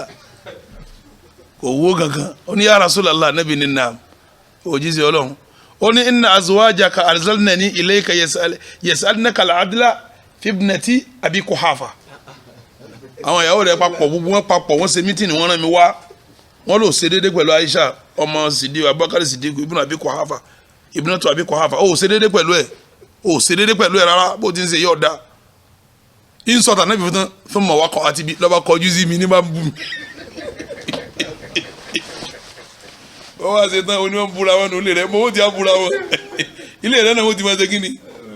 wọ́n lọ kó wọn jọ bí ẹ ti búra wọn nílé ànábì náà nù ó ní fún mọ̀ wákọ̀ àti bí lọ́ba kọjú sí mi lọ́ba fèsì mi ní máa ń bù mí ó ní máa ń bù òun fasitatọ́ láti aláya olóbùn púpọ̀ ìsìtàtọ́ láti aláya èébú yẹn ṣe kí ni èébú yẹn pọ̀ wa ana arqabu rasulallahi ó ní mo dákẹ́ mọ̀ wojú ànábì báyìí ìwọ̀n kí lànàbì ó ṣe ó ní mo wojú ànábì wa arqabu tarafahu ìhun wo pèpè ìhun wo ilé tarafu etí ojú rẹ̀ méjèèjì ìpèmpéjú méjèèjì mò ń wò ìtumọ̀ ẹ̀ ni pé Aisha gba ànábì yìí ó wọ́n kó ànábì ò ní sọ̀rọ̀ àwọn ò lè fojú sọ̀rọ̀ fóun ó lè fojú sọ̀rọ̀ fóun àlìyá àdánù rí fi há ṣé yóò ṣẹ́jú sí mi gbọ́yà wọn náà fún lésì ó lọ́wọ́ rẹ̀ kó ànábì ò ṣẹ́jú tó gbọ́yà wọn náà kó tún un sílẹ̀ kó ṣẹ́jú tó gbọ́yà. qalat ya Aisha ni falam tabra Zainab hatta araftu anna sallallahu alaihi wasallam la yakrahu an antasir ó ní Zainab dákẹ́ sàn fún un lónìí anabi yìí ṣe bó ti ṣe kọ yàtọ̀ ó lóun wá àti pé anabi fi ṣe kankan yìí kò sẹ́jú kó wọn fèsì kò sẹ́jú kó mọ́sẹ̀ kínní òun rí bóyá anabi tún lẹ̀ kó wọn bú tó ń padà ní wọ́n anabi tún lẹ̀ kó wọn ṣe kínní ó ní bóun ti rẹ̀ sí bú padà ní. kíni wọ́n wá jẹ́ kọ́dà kọ́ jẹ́ pírẹsidẹ́ntì ayé ọba ti fẹ́ méjì bí wọ́n ti mọ búra wọn lójú rẹ̀ wọ́n yàrá anabi ló ti tó anabi bá lajà lọ́ba mójú kó ń bẹ̀ tó ọba ti fẹ́ méjì mẹ́ta bí wọ́n ti máa ṣe kínní ma jana èyàn fi farabalẹ̀ èyàn fi mọ̀ pé bíi ti ṣe kínní bíi ti rinu ṣe mọ̀ pé nísìn èyí tí wọ́n ṣe kọjá yìí nísìn ta ni wọ́n ṣe yóò fún Aisha abẹ́ẹ̀kọ́ ni gbogbo wọn ṣètò lérí Aisha náà ṣètò lérí omi èyàn tó mú kan sí wa kẹ́ ẹ̀ tún wo ètò tá Aisha náà ṣe tọ́lọ̀ tún dá sí láti sánmà Aisha náà di pàpà pẹ̀lú àwọn káwọn jẹ́mọ̀ tiẹ̀ náà jọ njọ sẹ náà bù ṣe tiẹ̀ fún ọ faramọ́ òun náà wàá tún farabalẹ̀ ó tún ṣe fún ṣẹfẹ lomi náà padà ẹni tó ń ṣe fún jọ tí ó ṣe ọ̀kan náà àwọn ọmọ ogun Zainabu Hafsa ọ̀dọ̀ Zainabu ló ń wá Aisha ọgbẹtọ ṣẹṣẹ tí ń jò ní èmi náà ó ṣe kíni ó ṣe tèmi náà lé ní kó o lè mọ̀ pé tó o bá ti kó wọn jọ nulẹ̀ wọ́n mọ̀ ṣe kíni wọ́n mọ̀ jó ẹ lọ lè wo Sahih Bukhari èyí tí mo mú wálé kan bẹ́ẹ̀ nu Sahih Muslim mo sọ bẹ́ẹ̀ lẹ́ẹ̀kan èyí tí mo fẹ́ mú wáyé ẹ lọ lọ́wọ́ nu Sahih Bukhari ó wà ń bẹ̀ ẹ wo nu Sahih Muslim ó wà ń bẹ̀ ẹ wo nu Musnad Ahmad ibn Hanbal ẹ bá dìísì yìí ń bẹ̀ ìyàwó Aisha radiyallahu ta'ala anha ọ̀là nabi wa Muhammad ọ̀là nabi Muhammad kana yuhibbul asala wal halwa anabi fẹ́ràn oyin gan àtàwọn èso tó bá dùn anabi fẹ́ràn rẹ̀. وكان إذا انصرف من العصر دخل على نسائه تنا بجا لو تارو باي tó bá ti kala sari tán yó wọlé wá tó bá wọlé la sari un gbogbo yàrá àwọn obìnrin kọ̀ọ̀kan ní ó ṣe kíni yó wọ salamu alaikum ẹ kú lé o salamu alaikum ẹ kú lé o ló bí jásí pé tọkùnrin bá fẹ́ yàwó méjì mẹ́ta tí bá ti ń wọlé bọ̀ yóò kí gbogbo wọn kó tó darí síbi tí ó bá gbọ́dọ̀ kí gbogbo wọn sunna ni kó kí gbogbo wọn ọ̀rọ̀ pé ńgbà náà kọ̀ọ̀kan orun òkèlè yìí lónìí wá ní yálé rẹ̀ háàhá o ọ̀sán ìwọ ló ní alẹ́ ni wọ́n ń pín nínú ọ̀sán tó ní òun náà tó bá wá lu ọ̀sán òun náà tó bá kí wọn ó ṣe kí ni ó kí wọn yíká ìwọ tó fẹ́ yàwó mẹ́rin tó kí wọn sójú kan náà ó máa kí wọn káàkiri náà ni ó kélé ó tún kí tán ó kélé ó tún kí tán ó kélé. fayadnu minhunna tó bá kí wọn tán yóò tún súnmọ́ yóò bá wọn ṣeré yóò bá wọn ṣàwàdà yóò bá wọn rẹ́rìn ó ní fadakhala ala Hafsa bint Umar ó ní bá wọn wọlé bọ̀lẹ́ alásàrí njọ́ kan lọ́wọ́ wọlé sọ́dọ̀ Hafsa ọmọ Umaru nga tó wọlé síbẹ̀ fahatabasa akthar mimma kana yahtabis lọ́ba pẹ́ńbẹ̀ ju bíi ti ma obìnrin wọn mọ táìmù kọ̀ọ̀kan tí ń lo bí kọ̀ọ̀kan mo fi sọ́dọ̀ kan kò sí bóbi ìdílé tó ní abá ti dorogún gbogbo tí a bá rán bọ́ kàn wọ́n mọ́ èyí ni wọ́n mójútó èyí là kọ́kọ́ sẹ́ wọn èyí là kọ́kọ́ sẹ́ wọn pé ìṣẹ́jú márùn ló lò ń bẹ̀ wọn ọwọ́ adé àyàn lo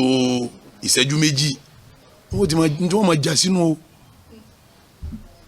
wọ́n wá mọ́nítọ̀ ẹ̀ pé ó dàbí ẹni pọ́ pẹ́ lọ́dọ̀ Hafsa ju bí ti máa ń ṣe kíni bí ti máa ń pẹ́ lọ ìyàwó Aisha nífa gírísù bó bá jowú òun náà mọ̀ kó òun ṣe kíni ó ní mo bá jowú máa owó tó jẹ ibi já sí pé kò sí bí ìyàwó rẹ ó ti fẹ́ràn rẹ tó bó bá ti fẹ́yàwó lé bó ti fẹ́ràn rẹ tó náà bó bá ti fẹ́ràn rẹ tó ní ó fi jowú lérí rẹ tí ó fi hàn ọ́ lé mọ̀ tí n bá hàn lé mọ̀ kọ̀ bọ́ ọjà ń jowú ni o tó máa pé àwọn aláya alágbájá ti pọ̀ jù wàhálà rẹ̀ ṣe ní pọ̀ ìwọ náà lọ fẹ́yàwó lé ìyàwó tó fẹ́ lé òun bí kí wàá lọ ṣe kíni kí wàá lọ pọ̀ ni ìyàwó Aisha ní fagirtu mo bá jowú ẹ máa gbọ́ bó ti jowú fasaltu an dhalika faqila li wọ́n wá béèrè pé kí ni ṣe lè rẹ̀ látẹ̀kàn gbà tó gbájọ ni wọ́n ti wọ bẹ̀rẹ̀ látẹ̀kàn lọ́dọ̀ àfisà kọ̀ jáde kí ni ṣe bẹ́ẹ̀ kí ni ṣe bẹ́ẹ̀ tó bá dé ibi àyìn ìṣẹ́jú mẹ́ta ni ó lò ẹ̀hún ìṣẹ́jú mẹ́ta wà ló ti lò ìṣẹ́jú mẹ́fà bẹ́ẹ̀ wọ́n sì kí ni ṣe ń bẹ̀ gan faqila li ó ní wọ́n bá sọ fún un pé wọ́n sọ fún un pé adatila amra'atun min qawmiha uqatan min asal ó ní ẹnìkan nínú àwọn fámìlì Hafsa ó gbé oyin gan tó dáa ó gbé wá fún Hafsa ní oyin gan tó dáa ni wọ́n gbé wá fún Hafsa Hafsa ti wá bu oyin òun fún anabi wá ńlá oyin yẹn lójoko tí ńlá látẹ̀kan ìhun lójoko tí ńlá látẹ̀kan fakult ó ní mo wá sọ pé ama wallahi lanahtalanna lahu so oyin tó láwọn àwọn hàn lè mọ rẹ wọn ní ìyàwó rẹ hàn lè mọ yọba hàn lè mọ hàn lè mọ wọn náà wọn máa hàn lè mọ ọba ti fẹ́ wọn léra wọn ìyá oyin tó lọ lábẹ́ oyún jìyà rẹ ni ìwọ ọ ti kọ mídìí ọbẹ ló jẹ́ pé a gbọ́dọ̀ study sunna dáadáa ká gbọ́ àgbọ́yé sunna tá a bá ti gbọ́ ogo sunna òun yé ayé ò ṣe kí ni ayé ọ̀rọ̀ náà láti mọ̀ pé ntọ́sẹ̀lẹ̀ yìí ṣe kí ni ọ̀nàmà àwọn Aisha tó dáa jùlọ sí irú ẹ̀ ó ní wàláhì àwọn fọlọ́nbúra lanahtalanna lahu àwọn hàn lè mọ rẹ̀ ntọ́sẹ̀wọ̀n yóò gba sẹ́ńjì rẹ̀ ó ní fakulitu li Saudata binti Sama ó ní mo wá pè Sauda mo pè é pé tán tọrọ dé nísìn o kan kùtà sí o sọ pé tó bá ti kún lé Hafsa ilé rẹ ní máa wọ tó bá ti kún bẹ oníṣẹ́ ibi tí ń bọ̀ ni anábì mẹ́mi tó ń lóyin tí ọmọ ti ń dẹ́ òun mẹ́mi tí ń la oyẹ́jẹ́ rẹ̀ wọ́n sì ti sùnmọ́ ti ń ṣe nulẹ̀ wọ́n ti ṣètò rẹ̀ wọ́n tún ṣe mítìnì kó tó jáde pé Sauda ọba ti kún bẹ o ilé rẹ ní ṣe kíni ilé rẹ ní bọ̀ fáyì dáadáa nà mink tó bá ti délé rẹ fakuli sọ fún un pé akalita magafira ewé kan bẹ ewé yẹn òun náà ń pè ní magafir ewé magafir yẹn omi ara rẹ̀ dùn oge ni Yorùbá ń pè oge ara rẹ̀ ó dùn ṣùgbọ́n ewé yẹn fún rẹ̀ máa ń rùn òórùn rẹ̀ ọ̀dà tí wọ́n bá wá ń fún oge rẹ̀ yẹn tí ewé òun bá fi lè míìsì mọ́ oge tẹ́ bá wá mú sẹ́nu yóò dùn lẹ́nu ẹnu ọ̀ máa ṣe kí ni ẹnu ọ̀ máa rùn torí ewé òun òun ní ń pè ní magafir ó ní Sauda ó ní tó bá ti kó lọ́dọ̀ Hafsa ọ̀dọ̀ rẹ̀ ní ń bọ̀ tó bá ti wọlé sọ́dọ̀ rẹ̀ kó sọ pé kí ni àrùn báyìí ṣé kìí ṣe pọ̀ jẹ́ kí ni magafir ti mọ̀ ṣé kìí ṣe pọ̀ ti lọ jẹ́ magafir nìkan ti rò ó lóun sọ jẹjẹkújẹ ó ní fa innahu tó bá ti sọ bẹ́ẹ̀ fún Aisha máa nẹ́bi gan ọmọ gan ó ní fa innahu bó bá ti lè sọ bẹ́ẹ̀ fún sayaqulu lákàlá yóò sọ fún ọ pé wọn jẹ magafir fakuli lahu wá bí pé ma hadhihi rihu lati ajiduha mink mo ló ti àrùn nínú lẹ́nu rẹ̀ fún báyìí ẹnu rẹ̀ ṣe àrùn báyìí gbàtọ́ lọ́ọ́ jẹ magafiri ẹnu rẹ̀ ṣe wá rùn bí ẹnu rẹ̀ ṣe rùn báwọn fa innahu sórí sayekulu la yóò padà sọ fún ọ pé sakọtini Hafsa sọrọbata hasali yóò sọ fún ọ torí kìí purọ́ yóò sọ fún ọ pé Hafsa ló fún un ní oyin fakuli lahu sẹ́ńkọ́ Aisha ní tírẹ́nì rẹ̀ radiyallahu ta'ala ummul mu'minin nanu ìyá mu'minin tí wọ́n pipi ẹ̀pẹ́ ẹni tó yẹ kó fẹ́ Muhammad wọ́n gbogbo tí wọ́n tún ṣe lára omi tí ó fi dá wọ́n ti tún gbogbo ẹ̀ ṣe bó ti wá dá tó kò débi owó ọwọ́ ni yọ̀dọ̀dọ̀ rẹ̀ báyìí lọ́dọ̀ rẹ̀ sọ pé magafiru nù tọ́ba ní ara wọn jẹ magafiru ọwọ́ ni akílọ́jẹ́ yóò sọ fún ọ kóhun lẹ́wọ̀n yín lọ́dọ̀ Hafsa ni tọ́ba sọ bẹ́ẹ̀ fún ọ tó wá kọ́ ní nǹkan míì tí ó wí ọkọ̀ ní nǹkan míì tí ó wí ọwọ́ ni sọ fún un pé jarasat nahluhu al-ufruto sọ̀rọ̀ yín tó fún ọ̀hún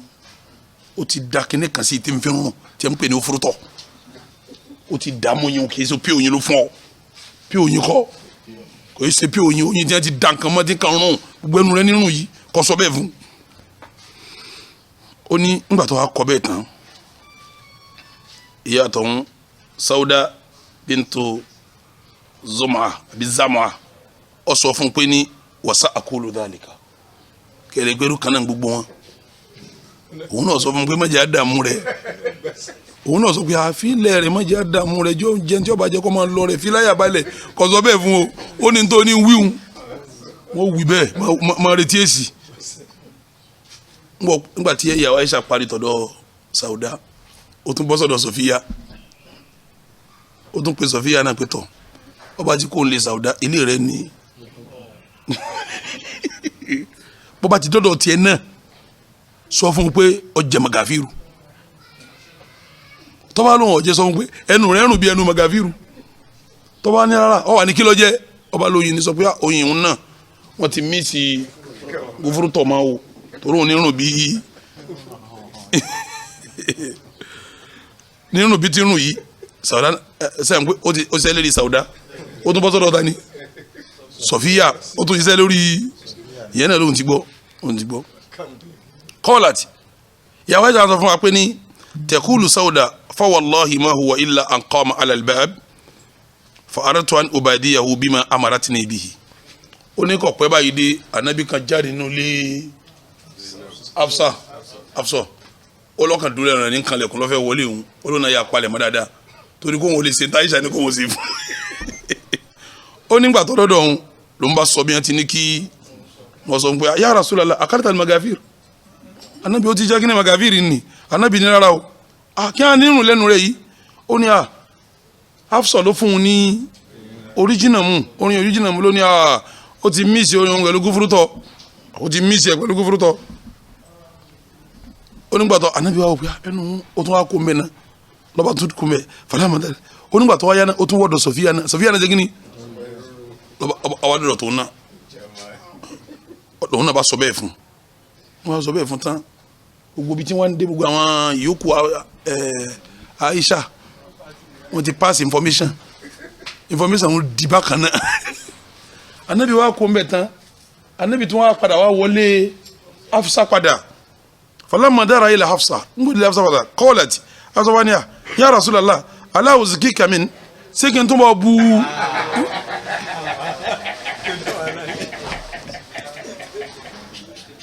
sẹ́ńbọ̀ bóyin anabi ní la hajjata li fihi mi ò ní bùkátà sí nígbà tá anabi wíwẹ̀ tán wọ́n ti lẹ́tí mọ́ gànà láwọn tó ṣiṣẹ́ yìí wọ́n gbọ́n tí anabi sọ fún Hafsa sẹ́ńbọ̀ Hafsa tó fẹ́ bóyin fún anabi wọ́n lè ti jẹ́ anabi pẹ̀lú rẹ̀ nù anabi wani la hajjata li fi mi ò ní bùkátà so yẹn mọ́ wọ́n ti lẹ́tí mọ́ gànà wọ́n ti gbọ́ pé anabi ò anabi ò mú oyin rẹ̀ mọ́ àti gbóyin ẹ̀ lẹ́nu ẹ̀ sọ́dọ̀ tí ẹ̀ ní ó ti mọ́ mú yin ni Sauda wa ń sọ fún Aisha pé wallahi laqad haramnahu àti sọyún de wọ̀ fún Aisha ń sọ pé uskuti dákẹ́ mo rò pé òun Sauda lọ sókè Aisha pé uskuti dákẹ́ má jẹ́gbẹ́jẹ́gbẹ́ fa nazala qawluhu ta'ala lọ́lọ́mọba sáyà kalẹ̀ pé yá ayu anabi ìwà anabi lima kí ló dé tuharrimu ma ahallallahu laka ntọ́lọ̀ ń ṣe lẹ́tọ̀ fún ọ tó wàá sọ di tẹ̀bùtẹ́gì maridọ́ta azwajika nítorí pọ̀ ń wáyọ̀nù àwọn ìyàwó rẹ̀ wallahu gafurun rahim ọlọ́run ọba aláfíríjì ni ọba oníkẹ́ni anabi ti fẹ́ sọ yín de wọ oyin Hafsa ti fẹ́ sọ de wọ fún rẹ̀ ẹ dákun kí ló bí eléyìí nísìnyí wọn bá ti fẹ́ mẹ́ta mẹ́rin bí lèrè ó ti máa rí náà nù má dààmú ara rẹ̀ bọ́ bá fẹ́ méjì náà wọ́n máa dẹrù lé náà wò láàrin ara wọn náà má ṣe kí ni má dààmú ara rẹ̀ má dààmú sẹ́ẹ̀rù wù tí mo ń sọ fún yìí ikhwatal iman ìmọ̀ mú àwọn sẹ́ẹ̀rì ìmọ̀ mú àwọn obìnrin owó tó bá gbé obìnrin yóò fẹ́ dá wàhálà lẹ̀ sára àwọn yòókù rẹ̀ obìnrin tó wà lè jowú tó mọ̀ nǹkan owó dáadáa yóò máa hu àwọn àwa kan táwọn yòókù bá di tí wọ́n máa ṣe kí ni tí wọ́n máa bí wọn ọ̀dà jẹ́ ń sọ fún ọ ìyàwó tó wà lówó dáadáa ẹjọ́ ń lòdì wọ́n lọ fẹ́ràn mẹ́tẹ̀ẹ̀ta ẹ ti wá jáde ẹ ti jáde nulẹ̀ àwọn yòókù rẹ̀ náà ti wá jáde wọ́n jẹ́ mẹ́ta ẹ wá fẹ́ bọ́ sínú mọ́tò tí ẹ máa lọ ìgbà náà máa sọ pé ẹ sì tún gbọ̀n yìí ṣe yóò máa bọ́ gbọ̀n rẹ̀ yóò pé ẹ ṣe á dé fìlà báwọn yóò máa bọ́ tún fìlà sí ìjọ yà wọn yóò pé èmi mo ní o alátojú rẹ kò fẹ́ràn rẹ o mo rò pé mo tún fìlà sí ìmọ̀ máa ṣe tí ń ṣe kó fi dá káwọn yòókù yóò fi ṣe kíni mo fi bínú pé kí ló dé mo lè sún sẹ́yìn fún pé kíní kan ó rí ẹ bá ti dé mọ́tò yọ pa kẹrẹ síbẹ̀ ó ti mọ̀ pé ọlọ́wà mọ́tò alájẹ wọlé yóò sì sílẹ̀kùn wájú yóò fẹ́ jókòó tí ọ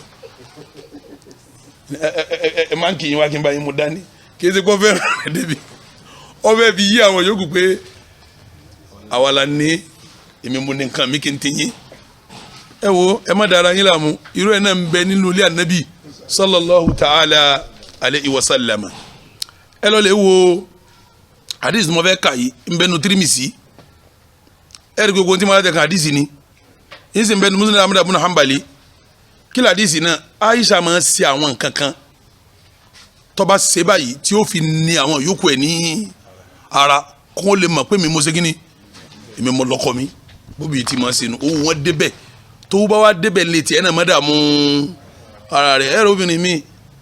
tí wọ́n bá ti gbé méjì mẹ́ta ìta gbangba ló ti máa lọ́mọkọ rẹ̀ ìyàwó máa lọ́mọkọ níta gbangba àbí kí alẹ́ máa lọ́mọ tí kejì kí ni wọ́n máa ṣe ọmọ bí kejì ni kì í ṣe tuntun ana Aisha radiyallahu ta'ala anha ẹ máa gbọ́ lọ́dọ̀ yàwó Aisha ọlọ́nkọjá kọba àṣàlékún yọnu yàwó Aisha ó ní kánà Rasulullah sallallahu alaihi wa sallam jalisan ọlọ́ anabi jókòó níjọ́ kan ó jókòó fasamina laqatan wa sawta subyan aba gbọ́ ariwo láti ta àtàwọn ọmọ kéèké tí wọ́n ń ṣeré tí wọ́n ń hó faqama Rasulullah sallam anabi bá dìde fahida abashiyatun tasifun àwọn abasha àwọn ni wọ́n ń kọrin wọn ọmọbìnrin abasa kan ọmọbìnrin láti abasa ń kọrin wọ sibuya ni hawlaha àwọn obìnrin wà lẹ́gbẹ̀gbẹ̀ ọmọbìnrin abasa àwọn tí wọn ọmọ kéèké wọn bẹ jẹ kan jó fakọọl anabi sọ pé ya Aisha ta'ali fanduri anabi wa ni Aisha sẹmọ pé inú ilé wọn jọ wà wọn wá sí kíni wọn wá jáde ìgbà wọn gbádùn wọn sí kíni wọn jáde wáta nígbà wọn wá jáde déta wọn bá ọmọbìnrin abasa kan tí ń kọrin táwọn kéèké wà ní ẹgbẹgbẹ rẹ tí wọn ń jó anabi wa ni Aisha ta'ali fanduri máa bọ̀ wọ́n náà wá wọ́n náà fàájì ètò onímọ̀ bá dé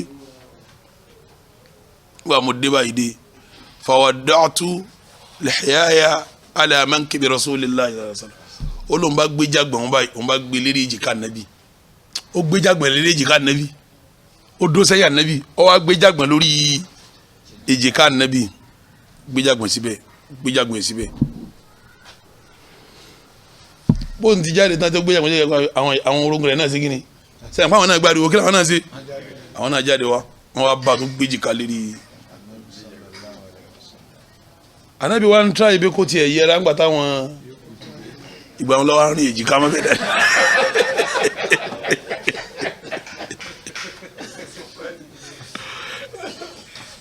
ó ní wàjà àlùtò àǹdùrù ilé ha mà bẹ́ẹ̀ nà lèmẹ́ kíbi ilẹ̀ ara sí mo wá gbéjì ká sí mo tún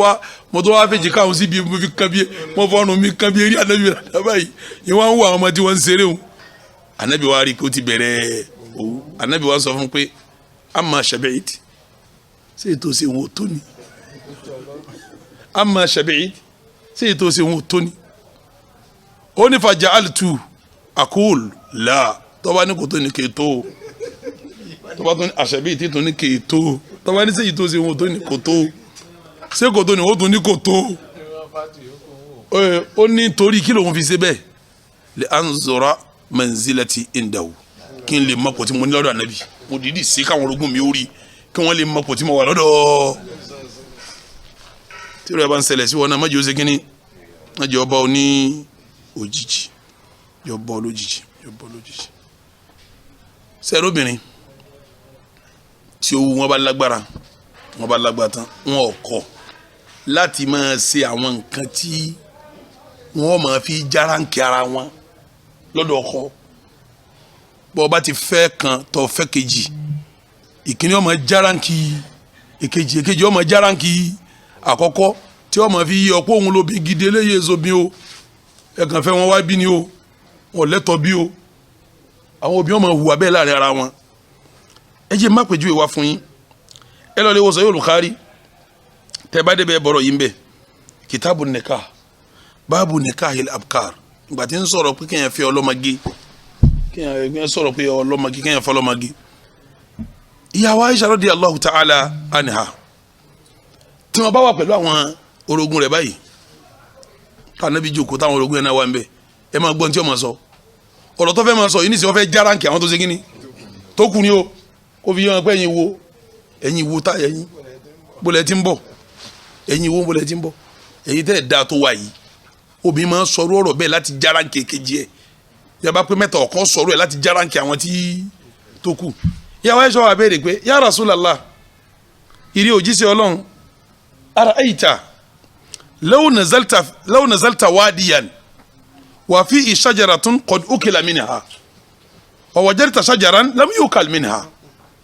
fi ayyi kunta turti ba'ira wa nabi te ní béèrè kan tí mo fẹ́ bi ọ́ on àtàwọn orogun lọ́jọ́ jókòó anabi ní tó mo ń gbọ́ béèrè rẹ̀ Aisha tó bá ti ń kọjá lọ tó wá dé àdúgbò kan tó débi àárín àwọn òkè kan táwọn igi pọ̀ ńbẹ̀ gan ẹ máa gbọ́ béèrè o ó wá débẹ̀ ó sì gun ràkúnmí ó wá rí àwọn igi kan tí wọ́n ṣe dáadáa àwọn igi ń ṣe dáadáa gbogbo nǹkan rẹ̀ pé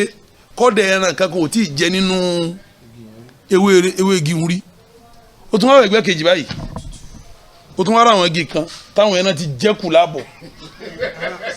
àwọn ẹran wọ́n ti jẹ àwọn igi ń kù láàbọ̀ bọ́ báyìí ní wọ́n kàn rí àwọn igi kan sì dúró bí ibo ló ní kí ràkúnmí ló ti lọ jẹun anabi ni a ibi èyí tí kí ló àwọn ọlọ́dẹ àwọn eléyìí sẹ́yìn tí wọ́n ti ń wíwù tọ́rọ òun nìkan lọ́mọge tànàbí mẹ́rin nígbà tó orí kí tó tutù dáadáa tó gbogbo àwọn ayé arúgbó tó wá kójọ ibò tí torí pé àwọn ti lọ́kọ̀ kan rí kí wọ́n tó fẹ́ ànábì òun ọ̀lọ́kọ̀ kan rí ànábì là kọ́kọ́ kí ló ṣe fún wọn yẹn nísìnyí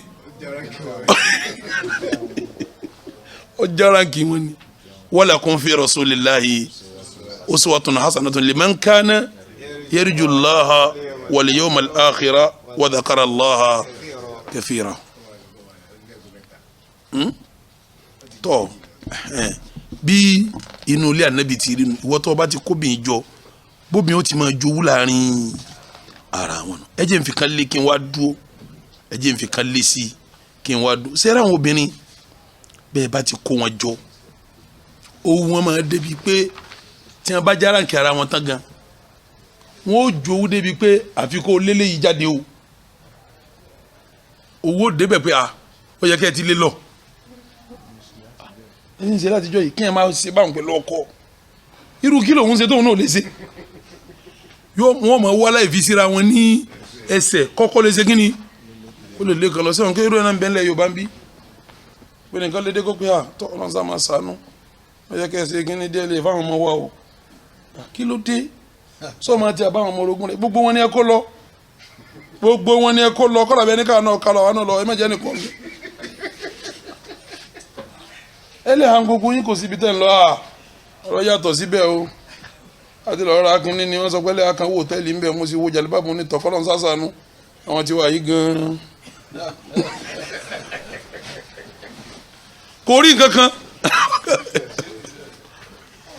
ọ̀gá sì ń bẹ tó máa ṣe kébékébé tẹ́lẹ̀ ọ̀rẹ́ jáde kìtì ọmọ rìn kìtì ọmọ arajà kí àdúgbò torí kẹ́lẹ́ jáde ní sáré ọ̀fẹ́ wá wàhálà sí ní ẹsẹ̀ ní bí wọ́n ti rí nu ìyàwó Aisha ọ̀rọ̀ tí mo fẹ́ sọ yín bẹ́ẹ̀ nu Bukhari ó sì lálàáfíà nù kìtàbù nìka ibẹ̀ lọ́wọ́ nígbà tí wọ́n ń sọ̀rọ̀ pé gbogbo àwọn tá a bá lè fẹ́ tí wọ́n bí wa papọ̀ a lè fẹ́ ru wọn náà níbi tá a bá jọ mú ọyàn bẹ́ẹ̀ lọ́rọ̀ yẹn ti wáyé àmọ́ tó bí ọ̀rọ̀ yẹn ni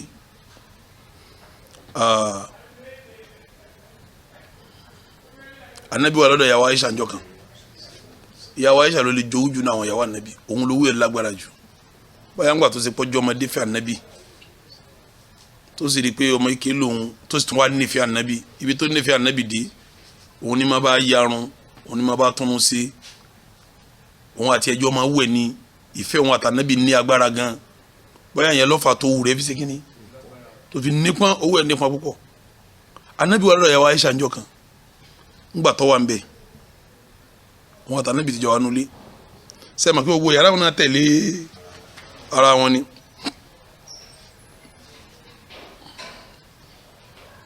ní a bá gbọ́kùnrin kan tí ń kalẹ̀kùn ilé ìyàwó Hafsa ọkùnrin kan kalẹ̀kùn ilé Hafsa Aisha bá ní ya Rasulallah hada rajulun yastadinu fi baytika ọkùnrin kan nílò kalẹ̀kùn mọ́yàwó rẹ̀ lérí wọn tó sì mọ̀ pé òsì mẹ́ tí wọ́n lọ bẹ̀ ń wò yìí tó mọ̀ pé òsì mẹ́ tí wọ́n lọ bẹ̀ ń wò yìí kí ni wọ́n wò yìí kí ni ìyàwó Aisha ń ṣeun ń dáná sàn nẹ́bi lẹ́mìí síta ní sáfùsà nù pé ń gbọ́kùnrin wá sí bí akíní wá ń wò yìí anabi bá ní araahu fulanan li ammi Hafsa min ar-radaa lágbájá ni ó ṣe tó wọn àtàfùsà jọ mú oníṣàbá jọ mú yẹn ní kọ́ máa wá anabi wá sọ fún pé naam ar-ridaa tuharrimu ma tuharrimu al-wilada sórí ọ̀ láǹfààní kọ́ wá sórí gbogbo tí a bá jọ bí wa papọ̀ tọ́ba ṣe léèwọ̀ tí a bá jọ mu yẹn náà ó ṣe kínní Hafsa mọ̀ pé àwọn jọ mu yẹn ni eléyìí náà mọ̀ pé àwọn jọ mu yẹn ni wọn ò lè fẹ́ ra wọn òun náà Aisha náà mọ̀ o kìí ṣe pé kò mọ̀ kìí ṣe pé ọmọ kìí ṣe pé ọmọ ọ̀dà yìí ń lo bẹ̀ ẹ jẹ́ wọn àfikà kò kí n dúró lérí sẹ́rí ara pé wọ́n máa fẹ́ léra wọn lé ara mo tó fẹ́ sọ yìí obìnrin ẹ bá ti pé méjì mẹ́ta ọ̀kan fẹ́ ti ọ̀kan jáde ara ètò owó wọn ni ìwọ tó fẹ́ wọn jọ ló ṣe làákàyè ìyáálé ọ̀gbọ́dọ̀ wá sọ̀rọ̀ ìyàwó fún ọkọ wá sọ kó rò pọ̀ ọ̀rọ̀ ìyàwó ọ̀gbọ́dọ̀ sọ̀rọ̀ ìyáálé fún ọkọ rò pé ọ̀rọ̀ gidi ní ń sọ. ẹ lọ wọnú Sahih Bukhari ẹ sì bá nu Sahih Muslim náà ìyàwó Aisha radiyallahu ta'ala anha qalat òun ní sọ fún wa pé lamma umira rasulullah sallallahu alayhi wa sallam bi takhayyir aswaji ibada abi Ọlọ́hun pa Nábì láṣẹ wípé wò jíṣẹ́ Ọlọ́hun lọ lè sa ẹ̀sà láàrin àwọn ìyàwó rẹ̀ kó wò yìí tí ó dúró kó wò yìí tí ó ṣe kíni èyí tí ó lọ ìtumọ̀ ẹ̀ ni pé tú wọn lẹ̀ èyí tó bá fẹ́ dúró kó ṣe kíni kó dúró èyí tí ó bá lọ kó ṣe kíni kó lọ pé wọn kó tú wọn lẹ̀ èyí tí ó bá dúró nínú wọn kó ṣe kíni kó dúró èyí tí ó bá lọ kó ṣe kíni pé wọn kó sọ fún wọn pé èyí tó bá fẹ́ dúró kó dúró èyí tí ó lọ kó lọ àyà sì sọ̀kalẹ̀ àyà wo ló sọ̀kalẹ̀ Suratul Ahzab Ọlọ́run sọ ń bẹ̀ pé yá ayú ànàbì ẹ máa gbọ́ o àyà tọ́lọ́run ti pa ànàbì láṣẹ nu ìwọ ànàbì kúlílì azwajika pa àwọn ìyàwó rẹ jọ kó wá bá wọn sọ̀rọ̀ kó sọ fún wọn pé in kuntunna turidna al-hayata ad-dunya tó bá jásí pé ayé lẹ bá fẹ́ wazinataha àti yòròyòrò ayé umatti'ukunna yín bá yín ṣètò táyé ọ̀rọ̀gbọ̀ fún yín báyé bá ti wá ọ̀rọ̀gbọ̀ bẹ́ẹ̀ fún yín tán wa usarrihukunna sarahan jamila yín sì yọ̀ǹda yín máa lọ yín ṣètò wa yóò tó yín lọ́wọ́ ẹ̀ rí gbogbo ayé gbogbo ọlá ayé bẹ́ẹ̀ bá wá rí tán yín wá yọ̀ǹda yín máa ṣe kíni ẹ̀ máa lọ wa in kuntunna turidina Allaha wa rasulahu tó bá jásí pé Ọlọ́run lẹ bá bùkátà sí ti ìsáyé ẹ sì fẹ́ èmi tí mo jójì sí Ọlọ́run wà dára àkhírátà ẹ sì fara mali kìyàmà fa inna Allaha ọba àlekè ọlá a'adda lil muhsinati minkunna ajran azima gbogbo ẹni bá jẹ́ ẹni rẹ̀ nù yín tó bá lè fara mọ́ mi tí ò ní sáyé ń bẹ̀ Ọlọ́run ti pèsè dáadáa fún níjọ́ àlùkìyàmà o sẹ́wọ̀n kí wọ́n ti tún wọn lẹ̀ báwọn ànábìlẹ̀ ní ti bá ń fẹ́ Ọlọ́run ní kó sọ fún ẹni tí bá ń fẹ́ ayé nù wọn káwọn ó ṣètò ayé fún kọ́ráyé kọ́ wá kó lọ́dọ̀ ànábì wa Muhammad sallallahu alaihi wa sallam ẹ̀yin ìyàwó àfa ẹ̀ má retí ayé o àfa àtọ́lọ́ fẹ́ yàwó jayéjayé kọ̀ mọ́ ti ń ṣe o àfa ní ìfẹ́ jayéjayé lómi o bí jayéjayé bá sì lè fẹ́ àfa kọ́mọ́kó òun ti kú láyé òun ti wọlé Ọlọ́run ní ká ànábì ọ̀pọ̀ àwọn ìyàwó rẹ̀ jọ kó sọ fún wa pé in kuntunna turidna al-hayata ad-dunya wa zinataha umatti'ukunna wa usarrihukunna sarahan jamila kala yele n bá ń fẹ́ a ṣètò ayé rẹ̀ gẹ́dẹ́ fún yín tí gbogbo owó de tó ló de tẹ̀sí òní ló ń kà fún yín mọ́ àmọ́ àtún yín lẹ̀ níjẹ́ ìyàwó wa mọ́ ìtumọ̀ ẹni pé wọ́n máa bẹ lábẹ́ ànábì ayé ọmọ níwọ̀n bá fún wọn ní tí wọ́n jẹ tí wọ́n mú tó o ti tó gẹ́ àmọ́ o in kuntunna turidna Allaha wa rasulahu ṣùgbọ́n Ọlọ́run lẹ bá fẹ́ ẹ sì fẹ́ òjíṣẹ́ Ọlọ́run ẹ fẹ́ dúró tà nàbí wà dára àkhírátà ẹ sì fẹ́ gbẹ̀san yín níjọ́ fa inna Allaha ọba àlekè ọlá a'adda lil muhsinati minkunna ajran azima Ọlọ́run ọba ti pèsè ẹ̀san tó lágbára kalẹ̀ fún yín níjọ́ alkiyama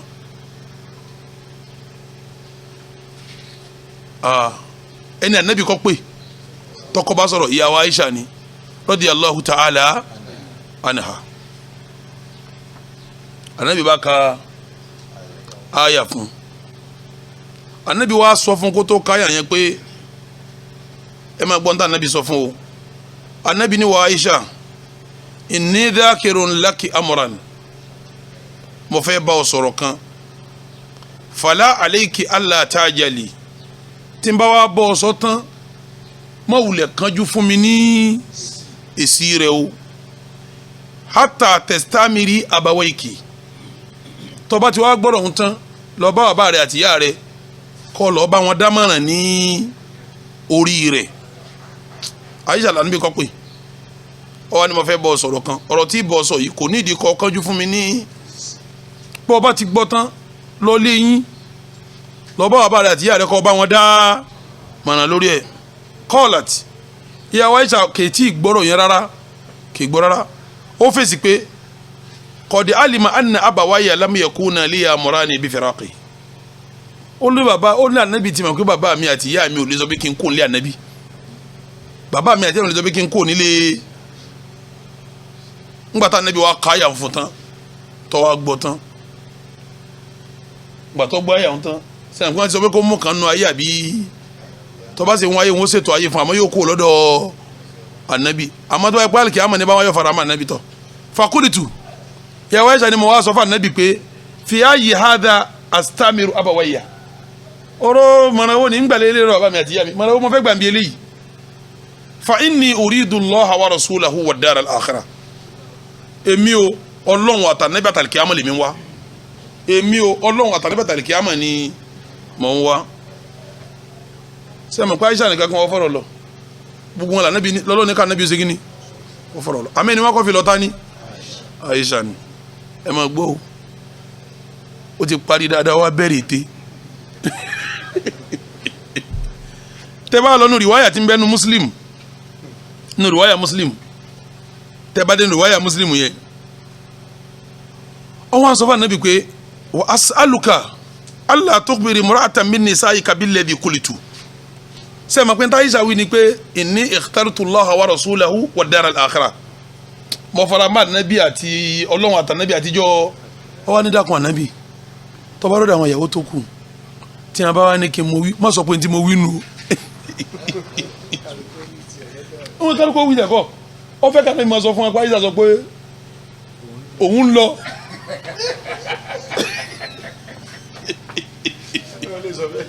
sẹ́mi pé ń bẹ́ẹ̀ nu wọn tí ó rò pọ̀ ọ̀rọ̀ gidi láyé tó bá tọ́lá mi ọ̀sán mẹ́rin pa Aisha máa jẹ̀jẹ̀ lóhùn lọ tó ń sọ pé òun náà ń ṣe kí ni ẹgbẹ́ bá ti lọ Aisha sọ pé òun lọ ó lè dànù nù ó lè dànù tiẹ̀ nù anabi wa sọ fún pé tí a bá irú mi ò gbọdọ̀ purọ́ tí a bá fi lè bí mi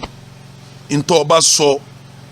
ní sọpọ̀ sọ inna Allah torí pọ̀ bá alikẹ́ ọlá lam yab'athni mu'nitan wala muta'annitan ọlọ́run ò gbé mi dìde kí n máa parọ́ àbí kí n máa hun ọ̀rọ̀ kí n máa sọ walakin ba'athani mu'alliman muyassira ọlọ́run gbé mi dìde kí n máa kọ́ọ̀yàn lẹ́kọ̀ọ́ ni kí n dẹ̀ rọrùn pẹ̀lú àwọn yẹn ni. nínú riwaya Bayhaqi riwaya ti Muslim nù tẹ́wá nínú riwaya Bayhaqi faqalat lahu Aisha sọ fún anabi pé la taqul inni ikhtartuka má sọ fún wa pé mo sọ pé fẹ́ o sọ pé mo ní lọ ni o láàrin mi rẹ ni pé mo fẹ́ dúró àmọ́ tí a máa bí ọ pé kí n mo wí sọ fún wa pé mo ní. torí pé tẹ́bá lọ́dọ̀ Al-Hafizu Ibn Hajar al-Asqalani nígbà tí ń sọ ọ̀rọ̀ àdìsí yìí ìwọ̀n ń ròyìn bí gíra àwọn obìnrin ti tó pé obìnrin tó bá ní làákà ìtẹ́rí ẹ̀ bá pé kò ní kọ́ láti ṣe tí ò yẹ kó ṣe nítorí owó ọwọ́ àdìpọ̀pọ̀ tó ní tì ní kóun fi ti àwọn yòókù ló bá gan máa kóra wọn lọ kókò òun nìkan kókò òun nìkan bẹ́ẹ̀ tí a bá wá bí anabi léèrè àwọn ìyàwó yòókù tí a bá anabi sọ pé tọ̀ àwọn yàtọ̀ sọ̀kalẹ̀ ni pé yá ayọ̀ anabi qul li azwajika in kuntunna turidna al-hayata ad-dunya wa zinataha fata'alina umatti'ukunna wa usarrihukunna sarahan jamila wa in kuntunna turidna Allaha wa rasulahu wa ad-dara al-akhirah fa inna Allaha a'adda lil-muhsinati minkunna ajran adhima tí a bá sọ bẹ́ẹ̀ fáwọn ìyàwó yòókù tán ní tí wọ́n kọ béèrè ni pé tálẹ̀ ti sọ fún anabi oni mọ̀sọ̀fà Aisha wọ́n wá béèrè pé tọ́ mọ́tà qalat Aisha kí la Aisha wí wọ́n la Aisha sọ pé ikhtartu Allaha wa rasulahu àwọn yòókù náà sọ pé tọ́ nakulu mithla ma qalat àwọn yòókù náà sọ pé nakulu mithla ma qalat irun ta Aisha wí wọn làwọn náà ṣe kí ni làwọn náà sọ lásà sọ làwọn náà sọ èyí ò ní ó fi yí ọ pé omi rẹ̀ da ń ṣe kìyàmù lélì ìyàwó rẹ̀ ń lo nìkọ́ọ̀bù ń lo jàlibáàbù ń wá ń ṣe kìyàmù lélì ń wá ń ṣe tìláwà kò túmọ̀ pé kò lè jowú o nìkọ́ọ̀bù lè tó ti yá wa Aisha kìyàmù lélì lè tó ti yá wa Aisha ìbádà lè tó ti yá wa Aisha ṣé ẹ bẹ́ẹ̀ ni ó ní palẹ̀mọ́ láti ti àwọn yòókù Allahumma izza al-islam wal muslimin wa adilla shirka wal mushrikin ودمر أعداءك أعداء الدين وانصرنا نحن عبادك الموحدين آمين يا رب اللهم لا تزغ قلوبنا ربنا لا تزغ قلوبنا بعد إذ هديتنا وهب لنا من لدنك رحمة إنك أنت الوهاب ربنا هب لنا من أزواجنا وذرياتنا قرة أعين واجعلنا للمتقين إماما ربنا هب لنا من أزواجنا وذرياتنا قرة أعين واجعلنا للمتقين إماما ربنا هب لنا من أزواجنا وذرياتنا قرة أعين اللهم صل على محمد وعلى ال محمد كما صليت على ابراهيم وعلى ال ابراهيم انك حميد مجيد وبارك على محمد وعلى ال محمد كما باركت على ابراهيم وعلى ال ابراهيم انك حميد مجيد اللهم ادفع عنا الوباء والبلاء والكورونا والمحن والفتن ما ظهر منها وما بطن اللهم انا نعوذ بك من البرص والجنون والجذام والكورونا ومن سيء الاسقام اللهم صل على محمد وعلى ال محمد كما صليت على ابراهيم انك حميد مجيد ربنا لا تؤاخذنا ان نسينا او اخطانا ربنا ولا تحمل علينا اصرا ترى الذين من ربنا ولا تحملنا ما لا طاقه لنا به واعف عنا واغفر لنا وارحمنا انت مولانا فانصرنا على القوم الكافرين سبحان ربك رب العزه عما يصفون سلام على المرسلين والحمد لله رب العالمين.